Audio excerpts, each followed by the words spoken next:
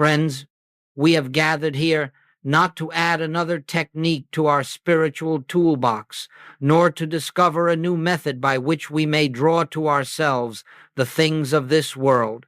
If that were our purpose, we would simply be repeating the age-old struggle of humanity, the attempt to improve the outer scene through force of mind or through the manipulation of thought.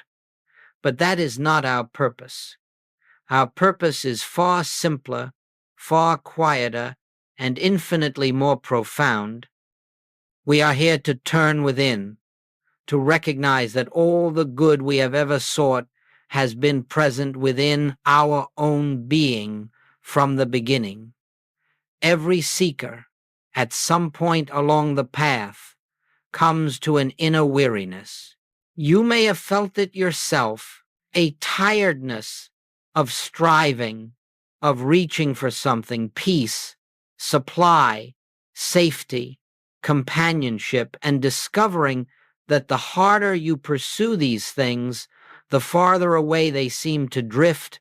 This weariness is not a failure. It is a grace. It is the moment in which the personal self exhausts its capacity to make life conform to its desires, and in that exhaustion, a doorway opens, for only when we cease trying to live by personal power do we become receptive to the presence that has always been living us. In the infinite way, we learn that true spiritual progress begins not with more effort, but with the relinquishment of effort, not with stronger affirmations, but with a deeper stillness, not with the hope of changing the outer world, but with the recognition that God appearing as our very consciousness is already the fullness of life. When we come into this awareness, we stop chasing after effects. We stop trying to shape the world out there. We begin instead to rest in the simple truth: God is the source and the activity of our good, and that good unfolds from within. If, then, you have come here burdened with the desire to make something happen in your experience, to manifest more money, more health, more harmony, I ask only that, for this hour, you set aside the burden. Lay it gently at your feet. You do not have to solve your problems. You do not have to find the answers. You do not have to create the good you seek. You need only become still and let the activity of God reveal itself as the very life that is living you. When we are quiet enough, receptive enough, humble enough to listen, a great peace dawns, and in that peace, the need to struggle dissolves. Let us begin by recognizing that everything we have sought through human means already exists in the invisible realm of spirit. It awaits not our effort, but our awareness. And so, we turn inward, not to gain, not to acquire, but to behold that which is already established in truth. This is the beginning of living by grace. Let us turn our attention now to one of the most important distinctions on the spiritual path, one that, when understood, marks the turning point from a life lived through personal effort to a life lived through divine fulfillment. I speak of the difference between living under law and living under grace. When we speak of law in this context, we are not referring to moral commandments or legal structures. We are speaking of life lived from the standpoint of the human mind, life governed by cause and effect, by planning and striving, by the belief that our good must be earned, acquired, attracted, or achieved. Living under law is simply living under the sense that I, the personal self, must secure my future, solve my problems, and manage the conditions of my life. And so, we think, we plan, we fear, we push, we strive, we live as though we are separated from the source, and therefore responsible for drawing supply to ourselves. This is the life most of humanity knows, and it is not wrong, it is simply limited. For anything that depends upon human strength or human wisdom is subject to human failure. Anything that must be held through personal power can be lost through personal weakness. This is the bondage of living under law. But there is another way, revealed to the mystics of every age, the way of grace.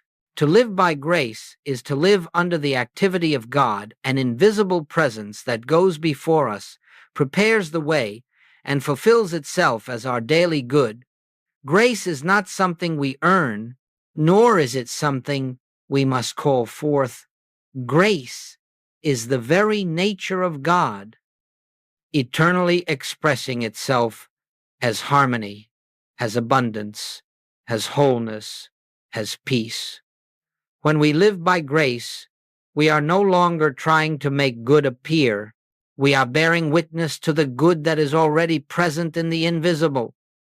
Awaiting our recognition, we are no longer laboring to secure our supply. We are resting in the assurance that supply flows from within, as the spontaneous activity of the divine presence that inhabits us. We do not need to command, direct, or manipulate. We need only to abide in the quiet realization that God is fulfilling itself as every necessary form of good. And so the shift from law to grace is not a shift in external activity. It is a shift in consciousness. It is the moment when we stop believing that we live apart from God and begin to understand that God lives as us. Once this truth is felt deeply, silently, not merely as an idea, but as an inner recognition, the entire basis of life changes. We find that doors open without effort. Needs are met before we voice them. Right relationships form naturally. Guidance appears in moments of stillness. We meet life no longer as isolated individuals, but as instruments through which grace flows. To live by grace is not to abandon the world, nor to stop acting intelligently. It is to act from a different center.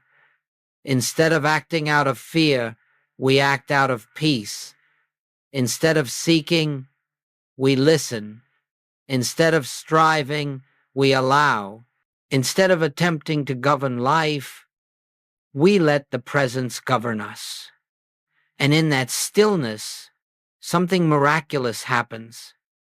Everything necessary for our journey unfolds in perfect order, without strain and without delay. In this way, life becomes an experience of watching, not pushing, witnessing, not manipulating, trusting, not fearing. And this is the beginning of spiritual freedom. As we continue, let us look gently and honestly at a tendency almost all of us bring with us when we first step onto the spiritual path, the desire to manifest. We wish to manifest health, manifest supply, manifest harmony, manifest companionship. And because these desires seem natural, we seldom question them. We believe that if only we could bring into form those things we lack, then our spiritual lives would be complete. But let us look more deeply. The very impulse to manifest reveals that we are still living in the belief of separation. For no one who is consciously abiding in the presence of God feels a sense of lack. No one who knows that God is their life, their substance, their very being, feels compelled to add anything to themselves. The desire to manifest grows out of the conviction that something is missing, that something essential lies outside of us and must be attracted or created. And this belief, this subtle assumption, is the very thing that prevents us from experiencing the fullness of spiritual supply. Whenever we seek to manifest, we are quietly affirming, I do not have. And no matter how positive our affirmations, how strong our visualizations, how disciplined our practices, if beneath it all lies the belief in lack, we will continue to draw to us the fruits of that belief. This is why so many who work hard to manifest discover only temporary gains, followed by further longing, for the consciousness that sets out to acquire is the consciousness that assumes itself incomplete. But in truth, hear this well, in truth, you already embody the completeness of God. The kingdom of God is not something to be brought into your experience through mental means. It is something to be recognized as the spiritual reality of your being. So long as you are chasing effects, you cannot perceive the cause. So long as you are striving to change the outer scene, you cannot behold the inner truth. When your attention is directed outward toward forms, conditions, results, you are looking away from the very source from which all good flows. This does not mean that your desires are wrong. It means only that the way to their fulfillment does not lie in pursuit. It lies in realization. The moment you stop trying to make good appear, the moment you cease attempting to shape life by human power, you create an opening within a stillness through which grace can reveal itself. In that quiet recognition, needs seem to dissolve, not because they have been fulfilled outwardly, but because you perceive that nothing essential has ever been absent. It is this inner shift, this transition from seeking to realizing, that marks the end of spiritual struggle. When you rest in the awareness that God is the fullness of your being, the outer forms appear in perfect order, without effort or fear, not because you manifested them, but because there is no longer a consciousness of separation to obstruct the flow of grace. Therefore, I say, cease striving, cease seeking, cease attempting to draw to yourself that which is already yours. Turn gently within and let the presence reveal its own abundance as your experience. Now let us come to a foundational principle of the infinite way, a principle upon which all spiritual supply rests. And I would ask that you do not try to grasp this merely with the intellect. Let it settle into you quietly, as truth dawns gently in the receptive heart. Spiritual supply is not something God gives you. Spiritual supply is God itself appearing as your consciousness, fulfilling its own nature through you. This is the essence of the teaching. Supply is not money. Supply is not opportunity. Supply is not outer conditions arranged in your favor.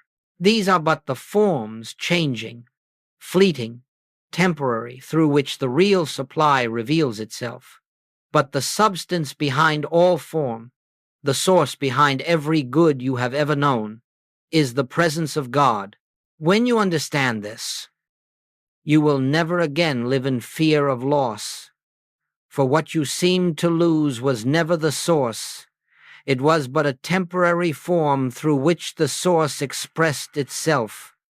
The forms come and go, as all things in the world must, but the substance, the spiritual essence, remains eternally present, eternally active, eternally fulfilling.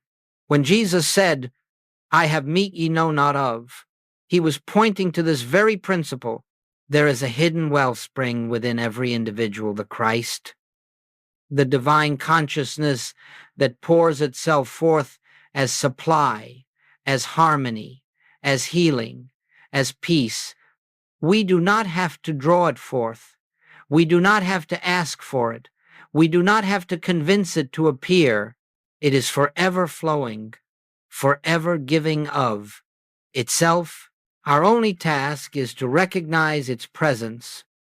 When we live in the awareness of spiritual supply, we cease looking to people, conditions, or circumstances as our source. We no longer fear their absence, nor cling to their presence. we begin to see that every form of good that enters our experience is but the activity of God made visible for a moment. The forms change, but the source never changes. You may find that one day your supply seems to come through work, another day through intuition, another through an unexpected avenue, and another through pure spiritual revelation. Do not become attached to the channels. They are not the source. They are merely the ways in which the infinite appears at a given moment. As you realize this, something beautiful occurs. The grip of fear loosens. The sense of anxiety fades. The burden of personal responsibility lifts. You begin to live with a gentle assurance and inner knowing that your good is not dependent on the world, nor on other people, nor even on your own human strength. It rests in the unchanging nature of God. When this realization becomes established in consciousness, not as a concept, but as lived awareness, you will find that supply flows in ways you could never have orchestrated. It appears without strain, without forcing, without anxious planning. It reveals itself naturally, as effortlessly as light fills a room when the curtains are drawn back. This is the true principle of spiritual supply. God fulfills God's own nature as your experience. And the recognition of this truth is the beginning of freedom from all fear concerning your daily needs. As we move deeper into this study, let us look with honesty upon the nature of effort, especially spiritual effort, and see why it so often becomes an obstacle rather than a help. For many who come to the spiritual path, there is a sincere desire to do something, to practice something, to engage in some inner work that will bring about the harmony they seek. And yet, the very impulse to do is frequently the barrier to the realization of truth. The ego, that sense of a separate self, believes that it must accomplish something. It believes it must improve itself, correct the world, generate supply, attract harmony, or hold peace in place. And because the ego feels itself alone and vulnerable, it exerts tremendous effort in the hope of securing safety and fulfillment. Even our spiritual practices, affirmations, visualizations, techniques of manifestation can become subtle expressions of the ego's need for control. But I say to you, where there is effort, there is the belief in separation. Where there is striving, there is the belief that God is not already the fullness of your being. Effort arises from fear. It may appear refined, disciplined, or spiritual, but beneath it lies the quiet conviction, unless I do something, good will not come. And the moment we accept this belief, we place ourselves under the law of personal responsibility with all its burdens and limitations. The spiritual life, however, does not unfold through effort. It unfolds through realization. It unfolds through the surrender of the belief in a self apart from God. It unfolds as we release the compulsion to make things happen and become still enough to witness what God is already doing. Let us be clear. I am not speaking of passivity, nor of neglecting one's duties. Life will always call us to act lovingly, wisely, practically, but action that arises from inner stillness is entirely different from action born of fear. When the ego acts, it struggles, resists, clings, and fears the outcome. When the spirit acts, it does so effortlessly, without anxiety, without conflict, without the sense that anything depends on personal strength. This is why I often say, the activity of God is the law of fulfillment. Your effort is not the law of fulfillment. Your mental power is not the law of fulfillment. Your affirmations and visualizations are not the law of fulfillment. Only the invisible activity of God, moving silently as your own consciousness fulfills itself in perfect form. When we stop trying to direct life, to push life, to shape life, something extraordinary happens. Into the silence left by our relinquishment, the divine presence shines forth. It is as though a window has been opened, and the light that was always present finally floods in. This light brings clarity, direction, supply, and harmony, not because we demanded it, but because we no longer obstruct it. So I ask you, gently, where in your life are you striving? Where are you still attempting to force a result? Where do you feel the tension of I must? Wherever you find that tension, you have discovered the activity of the ego, and the remedy is always the same. Lay down the effort, become still, turn inward, and rest in the silent assurance that God is already the life, the mind, the substance, and the activity of your being. In this stillness, grace flows. And what the ego sought through effort, grace reveals through realization. And now we come to the heart of spiritual living, the point upon which the entire infinite way rests, the cultivation of inner stillness. For although truth exists fully and completely within every individual, it cannot be recognized while the mind is filled with noise, while it is occupied with fear, with desire, with planning, with personal will, with the constant search for solutions. We cannot hear the gentle voice of the Spirit while we are shouting inwardly for answers, and so I say to you, let us learn the art of being still, not the stillness of a body forced into quiet, but the stillness of a mind yielded to the presence within. This stillness is not achieved through discipline alone, nor through technique. It is achieved through a simple willingness to stop directing life and to listen for the activity of God. Inner stillness is the atmosphere in which grace becomes visible when you become quiet, truly quiet, not waiting for anything, not seeking anything, not trying to attract, manifest, or achieve, but resting in the assurance that God is. Something begins to stir. A gentle peace rises, not from the intellect, but from the depths of your being. This peace does not come to you. It reveals itself as you. It is the presence announcing its own nature. Do not seek an experience. Do not search for visions, feelings, or signs. Simply enter the silence with one intention: to be receptive to God, and even if nothing seems to occur in those moments, remain faithful. The seed of truth is sprouting beneath the soil of your consciousness, and it will break forth when the ground is ready. Let us consider for a moment what inner stillness actually is.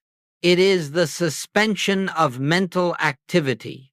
It is the release of personal striving. It is the quiet realization that God is the only presence and the only power, and therefore there is no need to add anything, change anything, or direct anything. In that stillness, you are not trying to live your life. You are letting God live. Itself as you, this is the beginning of a miraculous shift. As you rest in silence, fear dissolves, not because you conquered it, but because you withdrew the belief in two powers. Lack disappears, not because you attracted abundance, but because you realize supply as the nature of God.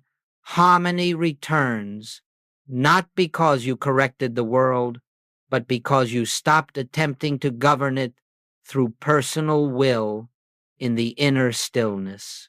You discover that you are not the doer, you are the witness, and the more deeply you realize this, the more freely grace flows. Many students ask, how long must I sit in silence? But silence is not measured in minutes. Silence is measured in receptivity. It may come in a breath, or it may come after many moments of relaxation from thought. Do not strain for it. Do not attempt to force it. Simply become still and allow the presence to make itself known in its own way, in its own time. And when it does, when that quiet click within announces the truth, you will know that you have touched the realm in which grace speaks. And in that wordless communion, all the good you ever sought is already fulfilled. Let us now look at how grace expresses itself in the everyday experiences of our human journey. For spiritual truth must never remain an abstraction. It must become the living atmosphere of our daily walk. And yet, grace does not always reveal itself with drama or spectacle. More often, it comes as a gentle harmony, a quiet adjustment, an unseen hand guiding us in ways we could never have orchestrated. When we speak of health, for instance, we are not speaking of a physical condition that must be improved or corrected by spiritual force. We are speaking of the realization that life, divine life, is the substance of our being. As we rest in the awareness of this truth, the fear that gives power to disease begins to dissolve. And when fear dissolves, the body often responds with renewed harmony. But even more importantly, we find ourselves lifted into a peace that is independent of the body's condition. We discover that our true self has never been touched by illness, never vulnerable to decay. This recognition is itself the healing. So it is with supply. The world teaches us to measure supply in numbers, bank accounts, salaries, possessions. But spiritual supply is not a quantity, it is a presence. And when we trust this presence, when we stop trying to secure our future through anxious planning, we find that the necessary forms appear naturally. A step reveals itself, an opportunity unfolds, an unexpected avenue opens. This is not magic. It is the natural rhythm of a life lived in alignment with divine harmony. The outer form is always secondary. The inner realization is primary. In relationships, too, grace works in quiet and beautiful ways. When we stop trying to change others, when we stop demanding that they behave according to our expectations, a new harmony emerges. We begin to see through appearances. We begin to recognize the same divine presence that lives in us, living in them. And as this recognition deepens, criticism softens, resentment dissolves, and forgiveness becomes effortless. Sometimes relationships heal, sometimes they gently dissolve. But in either case, the movement of grace brings peace, not conflict. Remember always, grace does not follow our human outline.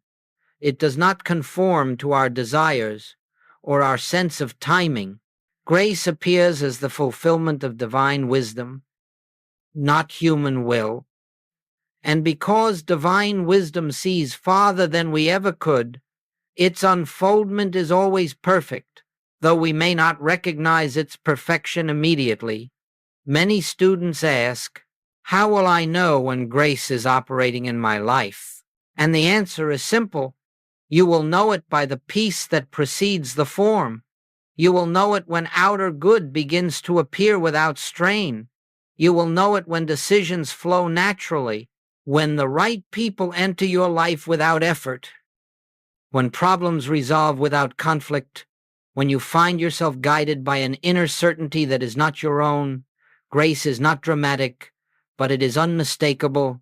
It is the evidence of God fulfilling himself as your experience, and as you become more accustomed to turning inward, more willing to rest in the silence, more ready to trust the invisible presence, you will find grace appearing in every area of your life, not as something you make happen, but as something you witness. This is the beauty of spiritual living. Nothing is forced and everything is fulfilled. Let us now bring this teaching into the rhythm of daily living, for truth must ultimately become the atmosphere in which we breathe, the consciousness from which we act, and the presence we return to throughout the day. Spiritual realization is not achieved in a single moment of illumination, nor is it sustained through occasional periods of meditation alone. It is a continual turning, a continual remembering, a continual resting in the awareness that God is the life of our being.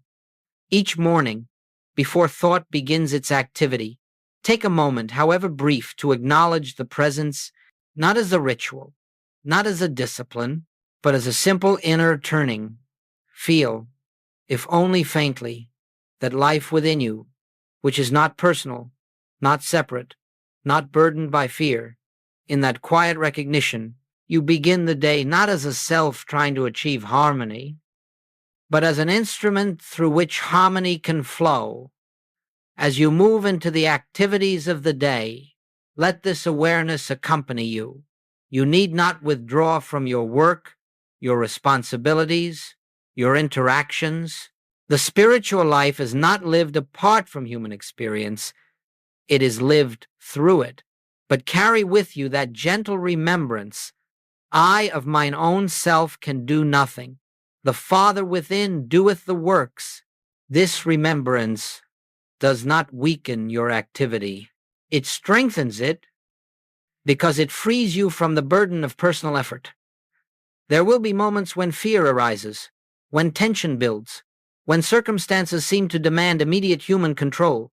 In such moments, pause, even briefly, turn inward, release the impulse to govern the situation with human will, and let the presence, which never leaves you, reveal the next step.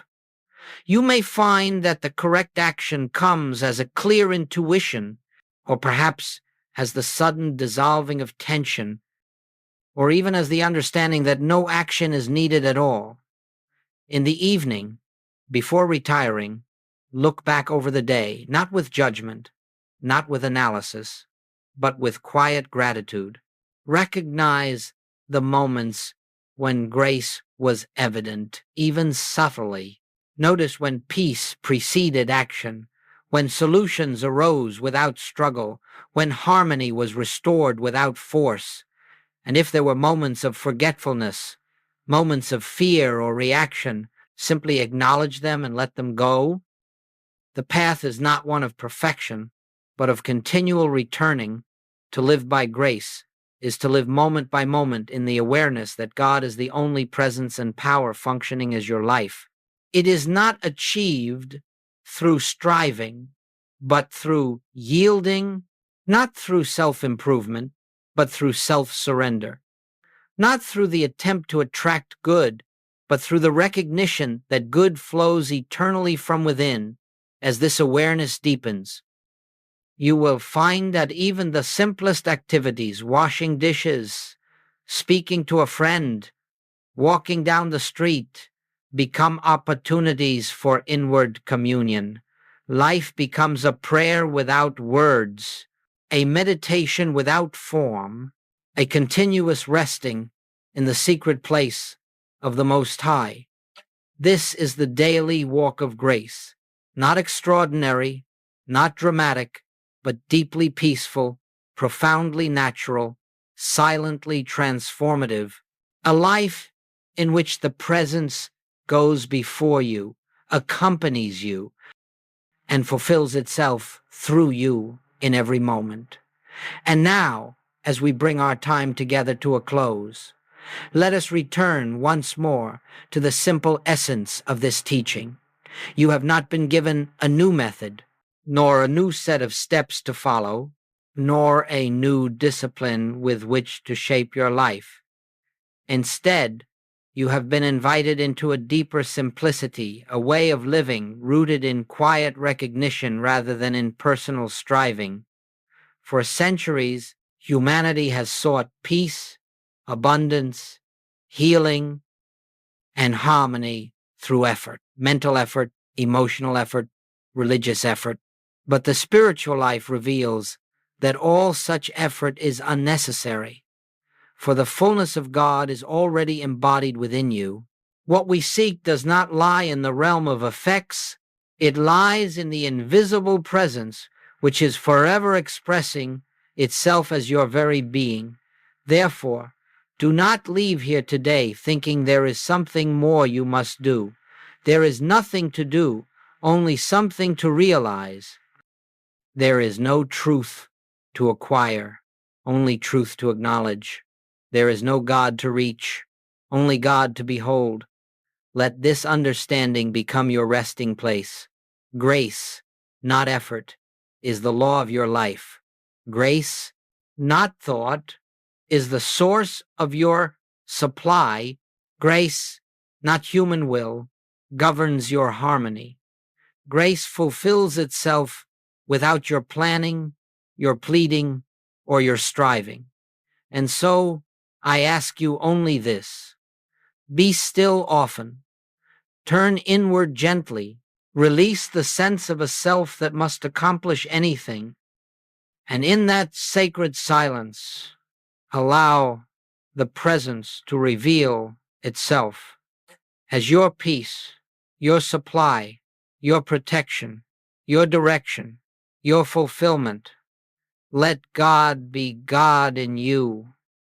When you walk from this moment, walk not as one who must improve life, but as one who rests in the divine activity that is already perfect, already complete, already expressing itself as every facet of your experience. As you do, you will find that the outer world adjusts, harmonizes, and unfolds, not because you have changed it, but because you have ceased standing in the way of the infinite that has always been present. This is the path of grace. This is the joy of spiritual living. And this is the freedom that awaits every soul who turns quietly within and listens.